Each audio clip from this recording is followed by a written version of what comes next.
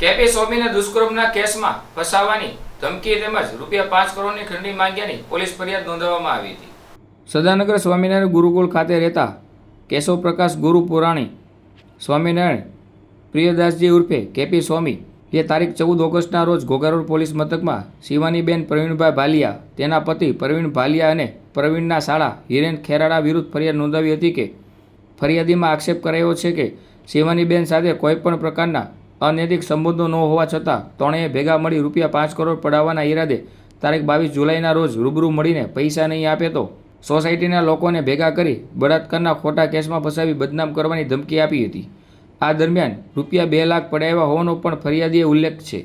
ત્યારબાદ તારીખ 9 ઓગસ્ટના રોજ દંપતી અને તેનો સાળો હિરેન એક કોન્ફરન્સ હાજર હતા ત્યારે શિવાનીબેન મારફતે કેપી સ્વામીને ફોન કરવામાં આવ્યો હતો।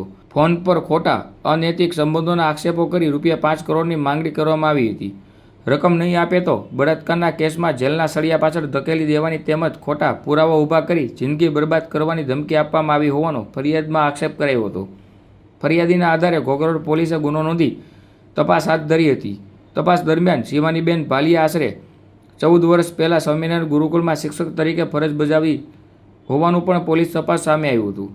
પોલીસે શિવાનીબેન તેના ડૉક્ટર પતિ પ્રવીણભાઈ ભાલિયાને શાળા હિરેન ખેરાડીની ધરપકડ કરી કોર્ટમાં રજૂ કર્યા હતા।